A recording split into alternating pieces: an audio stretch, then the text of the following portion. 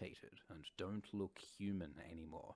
So everyone kind of hates the guild for being creepy, extortionate space weirdos, Space but everyone guilds, needs huh? them to travel. So for thousands of years, the universe has been Needs them. ruled by this balance of the emperor, houses, and guild. They're bound together by the Great Convention, which has rules banning the use of nuclear weapons. But a cheeky bit of assassination and warfare is allowed within limits. Politics in Dune is a deadly game. Every noble family watches their back for assassins, and tests their food for poison. The houses rule their planets under a strict feudal class system. Slavery, oppression, and exploitation are common. This is an unfair, unequal universe. The houses have shares in the Chome Company, which controls trade in the universe. It's kind of like The fuck does Chome even mean, dude? Oh, the combined Honet Ober Advancer Mercantile. Chome. Okay, shit. Dutch East India Company, or Amazon Why? in space. Yeah, Chome literally just means Amazon. money, and all the houses fight for a slice. In this struggle, a tiny shift in interest rates can change the ownership of an entire planet. Science and technology is limited in Dune. Can you imagine owning an entire planet, dude? That was raw. Like, and then imagine owning interest rates, or an interest rate changes and now you don't even own that planet anymore. An entire planet, dude. A whole world. Like, there are giant spaceships and laser guns, but there are strictly no computers or robots or AI. Why? Because thousands of years in the past, people did rely on thinking machines. But then some people used those machines to take over the world and enslave people, and it sucked. So then there was a religious crusade called the Butlerian Jihad that destroyed all the computers and banned them forever. In the Orange Catholic Bible it is written, "Thou shalt not make a machine in the likeness of a man." The Orange Catholic Bible? Shit, man. Is there a blue Catholic Bible? Why is it orange? Man's mind. The Like, idea that's is so- that thinking and making our own decisions know. is what makes us human. Shit. Letting machines purple think Catholic for Bible? us makes us less free and less conscious. So that's why the machines were destroyed. Ever since, humans have had to learn to think for themselves. They founded schools to train the human mind and body to its full potential. So now there are people called mentats, human computers who can think super logically. They process data, calculate probabilities, and perceive people's motives. The mentat Thufir Hawat works as a strategic advisor to House Atreides. In the books, mentats take a drug called Sappho to make themselves smarter, and the drug stains their lips red. In the new movie, mentats just have tattoos on their lips So instead. this man smokes some bud, dude, and he's super smart. Shit. I guess Like- he just like drinks some shit, right? Like, that's what Sapo is? Clip from Dune 1984. Okay, so this is yeah, he did say this is from a whole bunch of Dune adaptations. Drug called Sappho to make themselves smarter, and the drug stains their lips red. In the new movie, mentats just have tattoos on their lips instead. Like the mentats, the navigators of the Spacing Guild have trained their These guys in the movies are just Space and Guild representatives, not navigators. brains to calculate the mathematics of spaceflight. So you're telling me Lord, What- forgive me. what the hell is a Spacing Guild representative? I mean, what? They look exactly like the Spacing Guild people, man. I mean, I guess I'll rather be a representative if I got a job here. And the other important school Doesn't seem like is you the do a Bene lot. Gesserit, an ancient mystical order of women with highly trained minds and bodies. Their practice is influenced by Zen Buddhism, with meditation and contemplation to achieve inner balance. Bene Gesserit can precisely control all their muscles and nerves, even their body's biochemistry and their reproductive systems. They have powerful memories and perception. They can read people's feelings through their words and body language. They can control people with their voice. They can fight in the weirding way. They're basically ninja nuns. The Bene Gesserit are named after the Jesuits, a real-world Catholic order. Like the Jesuits, the Bene Gesserit do missionary work in distant places, and they have political ambitions. The Bene Gesserit work with the Emperor and houses, and they... I don't know, man. Like, okay. What? Controversies, power-seeking, political intrigue.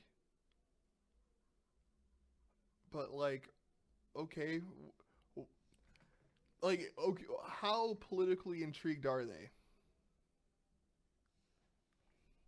So are they like, I don't know, they have like maybe a person in the order kind of just like became a governor? Or are they all like trying to become governors, I guess? Or not just governors, but you know, like, political ambitions. The Bene Gesserit work with the Emperor and houses, and they say they live to serve. But that is kind of scary, But the Bene Gesserit also have their own plans. For centuries, these witches have manipulated the universe from the shadows. So, Dune is about a galactic empire with medieval politics. It's a sci-fi future that rejects technology, and instead focuses on the power of the human mind. The author of Dune, Frank Herbert, was fascinated with thinking and learning and language, how we can expand our consciousness to better see the universe, this picture's sometimes dope with the as help fuck. of psychedelics. Characters in Dune are constantly getting high, expanding their minds, and arguing about philosophy like college undergrads. So Dune is basically like Game of Thrones in space on drugs, and the most important drug is spice. Because spice not only makes space flight possible and can give visions of the future, spice also makes people live longer, extending lifespans by decades. Many people are addicted to the spice, and if they stop taking it, they'll die. It's an addictive, psychic, mind-expanding, life-extending, spaceship-flying drug, and it tastes like cinnamon, so naturally, spice is the most valuable substance in the universe. And spice only comes from one place, the desert planet Arrakis, also called Dune. On Arrakis are giant sandworms whose life cycle makes spice. Humans harvest the spice and sell it, so whoever controls Arrakis becomes rich. The conflicts for resources in the deserts of Arrakis sandworms own spice or make spice, and we harvest spice.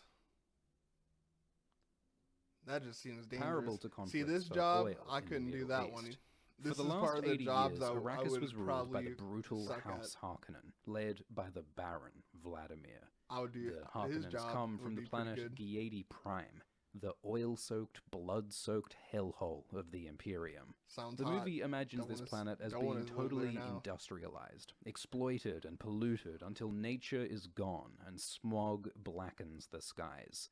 The Harkonnens exploit their people too. They have slave laborers, sex slaves, and gladiator slaves to kill for sport. The Harkonnens use and consume. Do you see this fucking ship? He makes ships in his image, man. I want his job. Like, this is so cool. Everything Hey. to feed their endless appetites for power and pleasure. The Harkonnens are a mouth that swallows all. The Baron Vladimir is a ruthless political schemer who constantly indulges his desires for food and sex. He's too fat to support his own weight, so he uses suspensor technology, which lets him levitate. To rule Arrakis, the Baron installed his nephew Raban, who is called the Beast for his brutality. Raban is This not is known Batista. for his intelligence.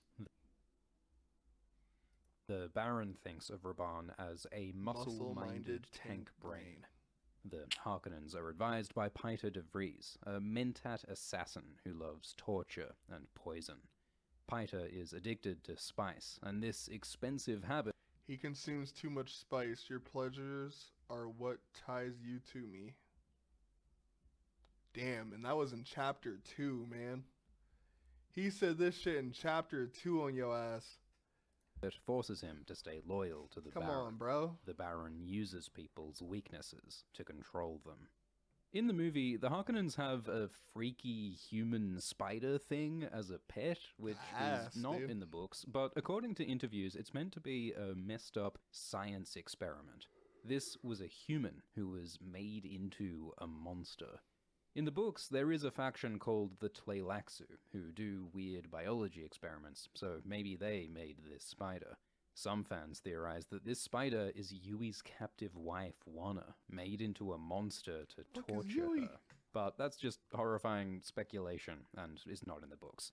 Point is, the Harkonnens are dicks, and the spice on Arrakis made them rich.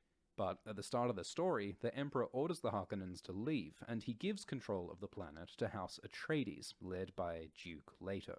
The Atreides have a reputation for honor and integrity. They protect their people and inspire loyalty in return. The Atreides are descended from Atreus and Agamemnon of ancient Greece, and they rule the planet Caladan, a world of oceans and jungles, farming and fishing. The Atreides aren't very rich, but Leto is popular and influential among the houses of the Landsraad, and the Emperor hates that. He sees Leto's popularity as a threat. So when Shaddam gives them Arrakis, that seems like a good thing for the Atreides, but really, Arrakis is a trap. The Emperor and the Harkonnens secretly plan to destroy the Atreides with an army of Sardaukar. Sardaukar are the Emperor's elite soldiers, renowned for being brutal and merciless. They're said to be the dread imperial troops, that killers without mercy, the soldier fanatics. Sheesh! Damn, man. Deadliest soldiers in the universe. The Sardaukar come from Seleucia Secundus, a prison planet for the worst criminals in the universe. Seleucia is a hell world where only the strongest survive. This is what happens when you have multiple worlds, dude. They could just people can put you on hell worlds and test your stamina, and then put you inside of a fucking make you into a galactic soldier, dude, for no reason. And it's this harsh environment that makes the Sardaukar so powerful. The Emperor doesn't want the other houses to know that he's attacking the Atreides, so in the book his Sardaukar are disguised in Harkonnen uniforms. He and the Harkonnens want the Atreides to die in the dark. The story begins with Paul Atreides, son of the Duke Leto and Lady Jessica. Paul is just 15 years old in the book, and as the heir to House Atreides, there's a lot of pressure on him. He has no friends his own age because of the dangers of assassination. He's highly trained in politics and in combat, and in the book he's trained as a mentat to have a powerful, logical mind like Thufir. Jessica trains Paul in the way of the Bene Gesserit to focus his mind and body, his perception and memory, and to use the power of the voice to control people. Give me the water. It might seem like, hell no, unrealistic. man. The fuck? You better get yourself the water, shit. To control someone me. with your voice. But author Frank Herbert said we do it all the time. Like, it's easy to make someone angry with an insult, or happy with a compliment, and with practice you can control people in more subtle and powerful ways, like politicians and advertisers do. You've just got to know your audience, use the right words and tone. Like and subscribe to Alt-Shift-X. So Paul is young, but he's a politician and a warrior with a powerful, highly trained mind. Leto visits the grave of his father, the old Duke. The old Duke used to fight bulls for sport as a matador, until he was killed by a bull in the ring. The Atreides family keep the head of this bull, with the old Duke's blood still preserved on its horns. So the bull head represents... So you're telling me the old Duke used to fight... Bro, you're in space.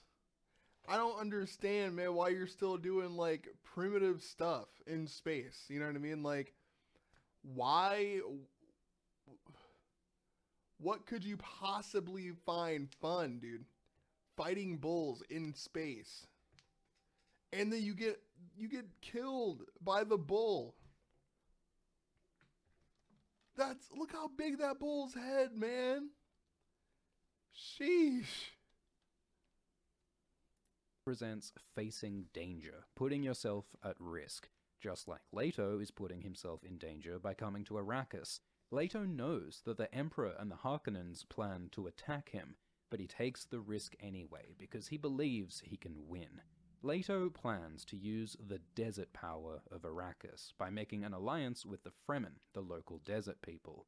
In the book, Leto believes that the Fremen will be great soldiers specifically because they live in the harsh environment of Arrakis, just like the Sardaukar are powerful because of the harshness of Seleucus Secundus. Author Frank Herbert was very interested in how environments affect people and how people affect their environment. So Leto bets everything on this plan to make the Fremen into his army to beat the Sardaukar. In the movie, Paul says he doesn't want to exploit or oppress the Fremen like the Harkonnens did, but in the book, the Atreides don't care about the Fremen like that. Their goal is to exploit the Fremen. The Atreides may seem like heroic good guys, like House Stark in space, but throughout the book, they use immoral, manipulative strategies, and we're invited to You're getting question exploited their in morality. chapter 6, In man. the movie, Come on. Chaney asks, who will our next oppressors be? In the movie, Paul complains that he doesn't get to take risks and have adventures. He questions whether he even wants to be a duke and to lead the Atreides. Leto is understanding and says he loves Paul no matter what. It's a touching moment of unconditional love between father and son, but in the book we don't see anything like this. The Atreides are more formal and distant and serious in the book, and Paul does not question his duty to their house. The Atreides in the book are an ancient dynasty. There was no hesitation in his answer. I'll go on with the training. In a deadly planetary conflict, and they are not fucking around. While the movie humanizes the Atreides and makes them feel more like a normal, relatable family. The Atreides get a visit from Gaius Helen Mahayam. Gaius is a Reverend Mother, a special high-ranking Bene Gesserit who has expanded her mind using drugs. Reverend Mothers have access to the memories of their ancestors and of other Reverend Mothers. Gaius was Jessica's teacher back at the Bene Gesserit school, and now she's the personal truthsayer of the Emperor. He uses her for her ability to detect lies. So Gaius is a powerful, important person, and she has complicated loyalties to the Emperor and to Jessica and to the Bene Gesserit. Gaius gives Paul a test. Paul puts his hand in a box that causes terrible pain, but if he moves his hand, Gaius will kill him with a needle called the Gom Jabbar. So this is a test of self-control. Someone without self-control, like an animal, will instinctively move away from the pain and will die. To survive, you have to withstand the pain, control your body and mind, master your fear and your instincts. The Bene Gesserit believe that this ability to act consciously and to choose to think long-term, not just in the moment, is what separates humans from animals. They give this test to everyone they train, so that only responsible, conscious humans gain their power. So anyone who fails this test, they kill. Before the test, we see the Atreides bullhead, because like the old Duke with the bull and later with Arrakis, Paul faces deadly danger in this test. When Jessica was trained as a Bene Gesserit, she took this test too, so she knows the pain Paul is feeling and is terrified he might die. Bro, imagine being that Wait. calm herself, she recites the litany I must against not fear. I must not fear. Fear is mind killer. Fear is little death that brings total obliteration. I will face my fear. I will permit it to pass over me and through me, and when it has gone past, I will turn the inner eye to see its path where the fear has gone. There will be nothing, only I will remain. Fear Fuck. is the mind killer, but the fear will pass through me and I will remain. The Bene Gesserit train to calm their emotions and focus their mind, and Jessica's training helps Paul pass this test. Paul has self-control. He is human, so he withstands the pain and lives. In the movie, he also has fiery visions of the upcoming Harkonnen attack. Then we learn about the Bene Gesserit's secret plan. For thousands of years, the Bene Gesserit have manipulated the genetic lines of noble families like the Atreides. They breed certain people with other people, often by marriage to Bene Gesserits like Jessica. Even the Emperor has a Bene Gesserit wife, controlling his reproduction. They select and combine certain genes, trying to produce a superhuman. Wait, we denied him a legal son. Damn. You can get gate kept out of your own kids, bro. We denied him a legal son. Combine certain genes, trying to produce a superhuman called the Kwisatz Haderach. This chosen one will be able to see into the future and the past better than any Bene Gesserit. Because Reverend Mothers like Gaius can only access the memories of their female ancestors. The Kwisatz Haderach will access all memories. He'll be a male Reverend Mother whose powerful mind will guide humanity.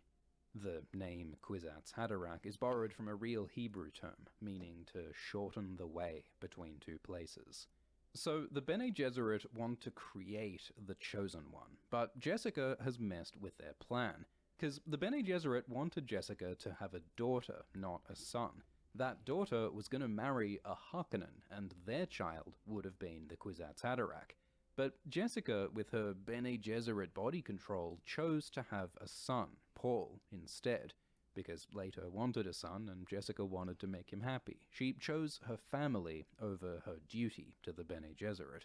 Jessica hopes that Paul will be the Kwisatz Haderach instead, but Gaius is doubtful. Their ancient plan is now uncertain. I don't know. Paul might be the chosen He one. He ain't got it. Not happy about it. It feels He's a weird dude. and gross that he's the product of the Bene Gesserit's human breeding program, their manipulative, eugenic plan. In the book, he feels an offense against his instinct for rightness. He questions Gaius, thinks she's a fatuous old witch full of meaningless platitudes. In other sci-fi stories, the hero's magical mentors are good and wise and pure, like Obi-Wan and Gandalf the White. But I mean, I guess in a way, you always kind of like led on to them, right? And then they just kind of like disappeared though, or like died. So it just kind of, it always sucked. Watching like, well, I guess Gandalf stayed the whole time, actually. He just scared us. Let's say that. He scared us. But Gaius is a creepy witch in a black robe who works for the Emperor, who's Obi-Wan trying to kill proved Paul's faster than my dad, though. The Bene Gesserit are a shadowy political cult, and their plan to artificially create the Chosen One seems sinister and dark. In the book, Paul feels that he is infected with a terrible purpose that he doesn't understand. So what is Paul's destiny, and is it really a good thing? Dune is about questioning the whole idea of heroes, religions, politicians, predictions, and plans. It's about the danger of anything that reduces our ability to think for ourselves. I'm gonna pause it there. I might actually put this on YouTube, man.